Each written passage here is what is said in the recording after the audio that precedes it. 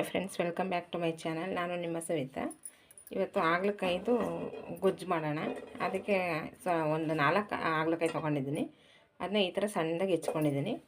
ಇದನ್ನ ಇವಾಗ ಖಾಲಿ ಪಾತ್ರೆಲೇ ಫ್ರೈ ಮಾಡ್ಕೋಬೇಕು. ಇದನ್ನೇನು ಎಣ್ಣೆ ಏನು ಹಾಕೋದು ಬೇಡ, ಹಾಗೆಯೇ ಖಾಲಿ ಪಾತ್ರೆಲೇ ಒಂದು 2 ನಿಮಿಷ ಫ್ರೈ ಮಾಡ್ಕೊಳ್ಳೋಣ. ಇದನ್ನ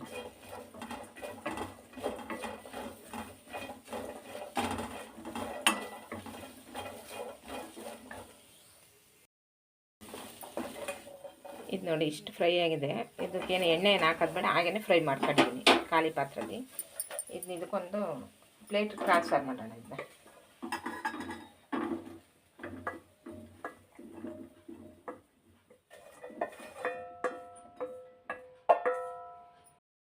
ಅದೇ ಪಾತ್ರೆಗೆ ಒಂದು 4 ಟೇಬಲ್ ಸ್ಪೂನಷ್ಟು ಎಣ್ಣೆ ಹಾಕಿದ್ದೀನಿ. ಒಂದು ಸ್ವಲ್ಪ ಸಾಸಿವೆ ಹಾಕೋಣ.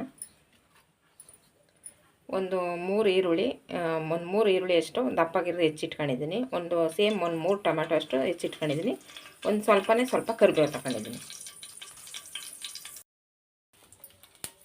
ಈಗ ಸಾಸಿವೆ ಕಾಳು ಹಾಕಿದ್ಮೇಲೆ ಈರುಳ್ಳಿ ಹಾಕೋಣ.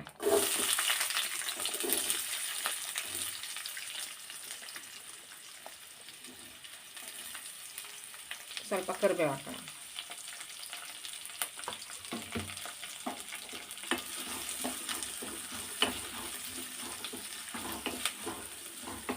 ಚೆನ್ನಾಗಿ ಕಂದು ಬಣ್ಣ ಬರುವವರೆಗೂ ಫ್ರೈ ಮಾಡ್ಕೊಳ್ಳೋಣ. ಇದನ್ನ ಇಷ್ಟು ಫ್ರೈ ಆದಮೇಲೆ ಇದಕ್ಕೆ ಟೊಮೆಟೊ ಸೇರಿಸೋಣ.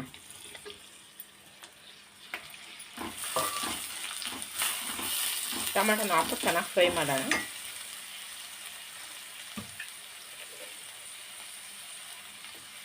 ರುಚಿಗೆ ಸ್ವಲ್ಪ ಉಪ್ಪು ಸೇರಿಸ್ತಾ ಇದ್ದೀನಿ.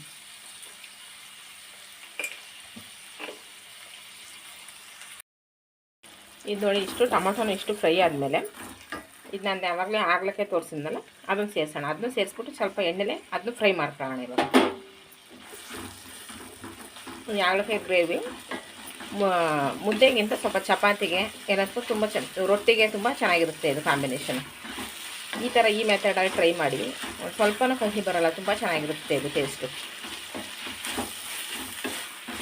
ಇದು ಆಮೇಲೆ ಹಾಗಲಕಾಯಿ ನಮ್ಮ ಮನೆ ಹತ್ರನೇ ಹಾಕೊಂಡಿದ್ದು ನಾನು. ಅದರಲ್ಲೇ ಬುಟ್ಟಿತ್ತು ಒಂದು 4 ಹಾಗಲಕಾಯಿ. ಅದನ್ನೇ ಇವತ್ತು ಮಾಡೋಣ ಗೊಜ್ಜು ಅಂತಂದ್ಬಿಟ್ಟು ಮಾಡ್ತಾಯಿದ್ದೀನಿ. ಈ ಥರ ಚೆನ್ನಾಗಿ ಎಣ್ಣೆಲೇ ಅದನ್ನ ಚೆನ್ನಾಗಿ ಫ್ರೈ ಮಾಡಿಬಿಡ್ಬೇಕು.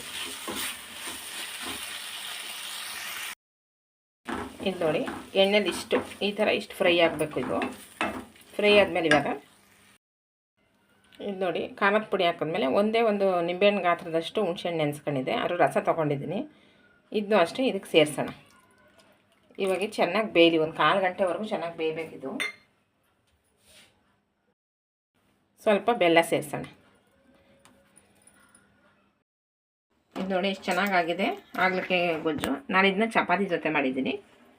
ಈ ವಿಡಿಯೋ ನಿಮಗೆ ಇಷ್ಟವಾಗಿದ್ದಲ್ಲಿ ನನ್ನ ಚಾನಲ್ನ ಲೈಕ್ ಮಾಡಿ, ಶೇರ್ ಮಾಡಿ, ಕಮೆಂಟ್ ಮಾಡಿ. ಸಬ್ಸ್ಕ್ರೈಬ್ ಮಾಡ್ದಿನ ನೋಡ್ತಿದ್ರೆ ಪ್ಲೀಸ್ ಸಬ್ಸ್ಕ್ರೈಬ್ ಮಾಡಿ. Thank you.